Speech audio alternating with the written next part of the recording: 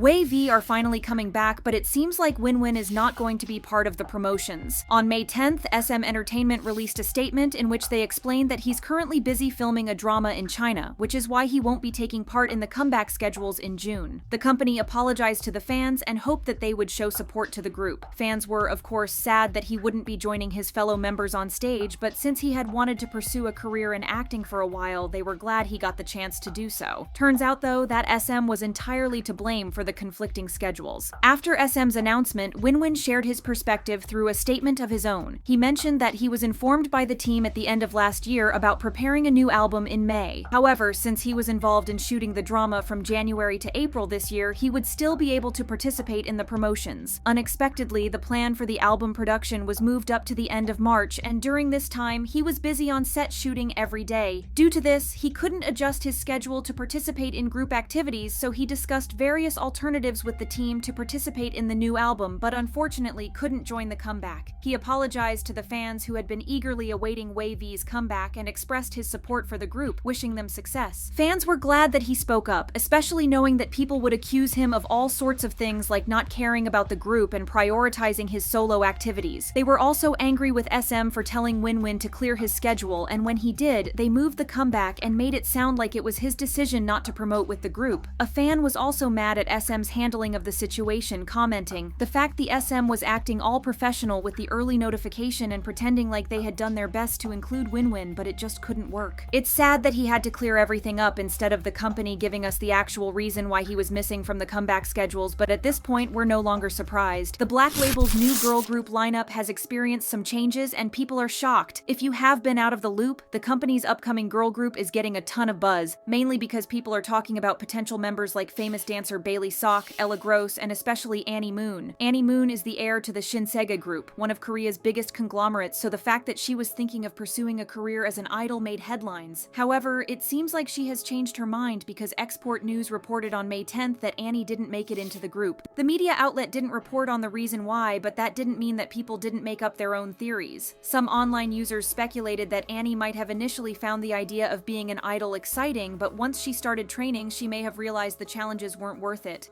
A commenter weighed in, writing, "I wouldn't be surprised if she was handed the 7-year-long Idols contract and realized how much she really has to give up for a career that might not work out." Others said that she might have been pressured by her family not to debut since there would be too much of a risk overall. If she got into a scandal, for example, the group wouldn't be the only ones who were affected, as her family would also get a lot of negative attention. In fact, everyone agreed that it would be better for all parties if she wasn't involved in the industry whatsoever. Every achievement the group made would be met with claims of payola, and if she showed weakness in any area, she would be accused of buying her spot in the group. However, in response to the rumors, the Black Label promised to reveal details soon, which clarifies basically nothing, but since the group is supposed to debut in the first half of the year, we won't have to wait too long. Starship Entertainment has proved that they take their artists' safety very seriously, as they're taking legal action against an online user. On May 9th, they informed fans that they found a threatening post about Wonyoung's safety on an online forum the day before. Although the company didn't give any details on the threats that were made, they mentioned that the user specified the date and time of the planned crime against Wonyoung, which made them take immediate action. They reported the threat to the National Police Agency so they could find out who wrote it and asked the police for enhanced personal security for Wonyoung.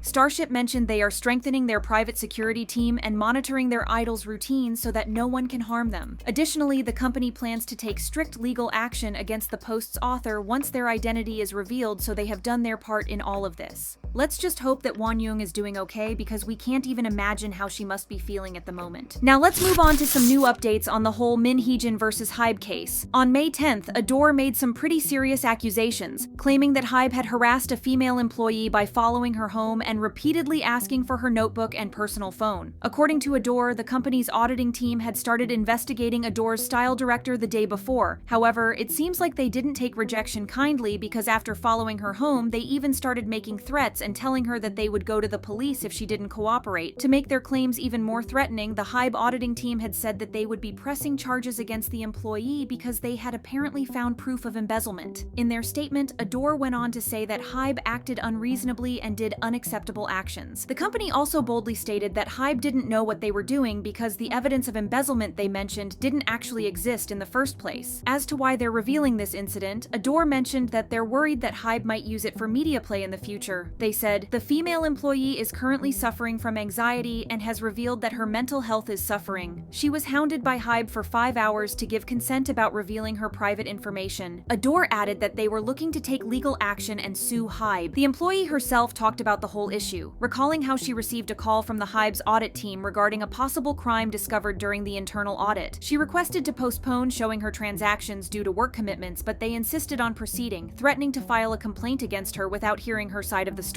Eventually, she complied and provided the information. She recalled leaving work at 7 in the evening, and on her way out, she encountered the audit team who insisted she cooperate, warning of potential legal action if she didn't. Feeling pressured and cornered, the employee had no choice but to comply. She mentioned how scared she was when the audit team suggested that money received from an outsider under a non-compete agreement could be seen as embezzlement. The auditing team then advised her to speak with them rather than involve the police, so she told the truth as best she could. However, it seems like they weren't happy and asked her to hand in her laptop, and she actually had to go home and get it, followed by a HYBE representative. The employee was also allegedly supposed to turn in her phone as well, but she refused because it was her personal phone and not a company's belonging. After returning to the office, she was investigated until midnight. She also said that she signed a consent form to use information assets, but later learned from Adore's lawyer that the whole thing was illegal, so the consent was withdrawn. This move on HYBE's part has just shown netizens that they're desperate and scrambling to get anything on Hee Jin so they can turn the public opinion. But what they are actually doing is turning the public opinion against themselves, as after this incident, more people switched their support. In a long statement, HYBE tried to excuse their actions, saying the female employee arrived at work at 6 p.m. According to them, the audit started when she was contacted by the audit team when she was still on her way to work, and she replied that she would start responding to the audit at 7. Regarding the claims that they followed the employee home, they admitted it was true. They explained they did so because the employee confessed to receiving money from an outsourcing company over the years, with Hee Jin's approval. Because of this, she then volunteered to submit her laptop as evidence and was accompanied by female workers on her way home to get it. HYBE also said that the employee wasn't forced to do anything, as she had agreed to the use of personal information and had been very cooperative. However, why would they even ask for her personal phone? Well, according to HYBE, Adore's team had a business conversation through personal Kakao Talk chats. HYBE stated that they requested the data stored on the mobile phone, but since the team leader didn't respond to the questions, the HYBE audit team left it at that. What's even stranger is that HYBE revealed the messages that were supposed to expose Hee Jin and her employees embezzling money, but these messages actually say otherwise, as Min is seen saying that the stylist cannot receive the whole bonus to her account and that it must be divided also between assistants. It was also pointed out that HYBE used some cheap scaring tactics, such as mentioning the police, targeting a female employee instead of an executive, and even requesting her personal belongings. It's known that they're getting a bit desperate, but the employee didn't do anything to deserve this, so they should really take this to court instead of harassing them relentlessly.